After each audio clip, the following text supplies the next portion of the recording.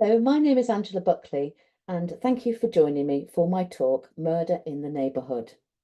This evening, I'm going to take you back to the dark, crime-infested streets of Victorian London to investigate a real-life tale of greed, betrayal, and gruesome murder, and to share some tips on how you can find out if there was a historical homicide in your ancestors' neighbourhood. I'm going to begin with an introduction to my chosen ancestral location, which was Bermondsey in South London. In 1849, Bermondsey, on the south side of the River Thames in Southwark, was one of the poorest districts in the capital. Together with its neighbouring district of Rotherhithe, it was one of the most important industrial centres of 19th century England.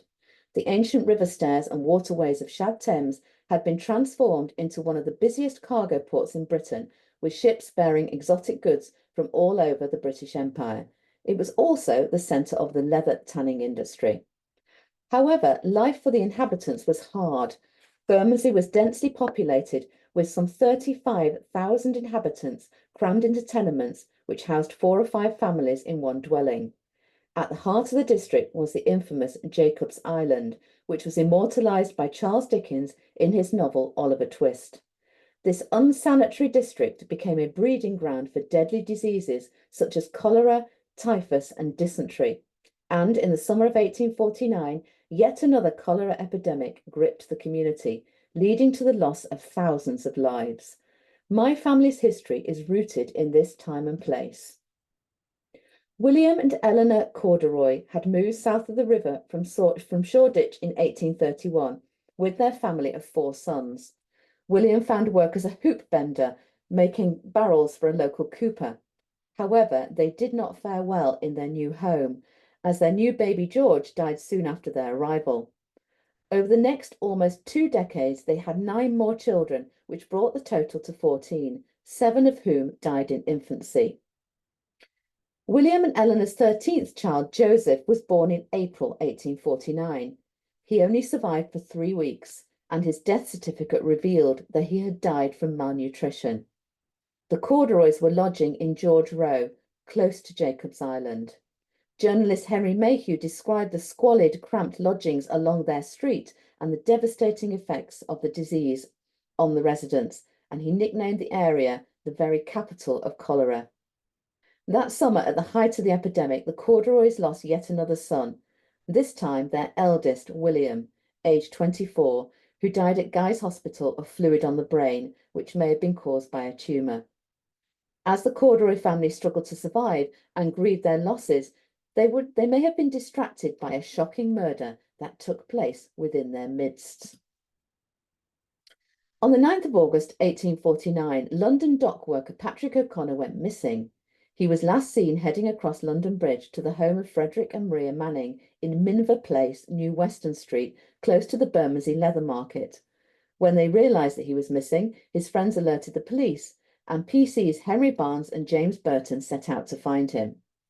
They began by searching the premises of 3 Minver Place, but found nothing until sharp-eyed Constable Barnes noticed that the mortar was wet around the flagstones of the back kitchen floor, which was underground. When the officers dug down, they made a gruesome discovery. Patrick O'Connor's body had been tied up and buried under the floor. He had been shot in the head and then bludgeoned to death. By the time the police officers discovered his remains, the prime suspects had fled. This dreadful crime sparked a race against time to bring the cold-blooded killer couple to justice. After almost a decade of unsolved murders in the capital, the relatively newly formed Scotland Yard detectives were under pressure to find the murderous pair and restore public confidence in their sleuthing skills. Maria Manning, whose birth name was de Rue, was originally from Lausanne near Geneva. She had arrived in England about 1840 and worked as a lady's maid for high society families. She met Patrick O'Connor while she was on a continental tour with one of her employers, but despite their friendship, she married Frederick George Manning. He was from Taunton, Somerset, and was a former guard on the Great Western Railway. The detectives discovered that Maria had taken a cab to Euston and then a train to Edinburgh, where she was arrested by the local police after she tried to cash in some stolen railway shares that had belonged to the victim. Several days later, after Scotland Yard learnt that Frederick had fled to Jersey, a detective set off in hot pursuit and apprehended the absconder in bed at his lodgings. Maria and Frederick Manning were convicted of Patrick O'Connor's death in October 1849 at the Old Bailey and were hanged together at Horsemonger Lane Jail the following month. One of the spectators at their execution was Charles Dickens, and it's generally believed that Maria Manning was his inspiration for Lady Dedlock's murderous French maid Hortense in Bleak House, which was published just 3 years later. I came across this iconic murder case for the first time while I was researching the Corduroy family, who lived just 15 minutes walk away from Minver Place. So how can you find out if any crimes were committed in your ancestors' neighbourhood? The best place to begin your search is to check the contemporary newspapers with a simple keyword search of the name of the street or specific area, along with different types of crime, starting, of course, with murder. Homicide was, in fact, very rare, so you're more likely to come across other offences, such as theft, which was the most common historical crime in the 19th century, along with others such as drunken disorderly behaviour. Trying different types of crimes in your search is more likely to yield results. If the online search is still too wide, try targeting relevant local publications to focus your search.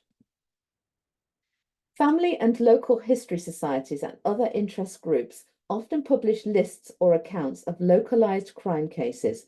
For example, I came across this wonderful book on the slide, Death in Tragic Circumstances and Crimes of Passion, at Nunhead Cemetery.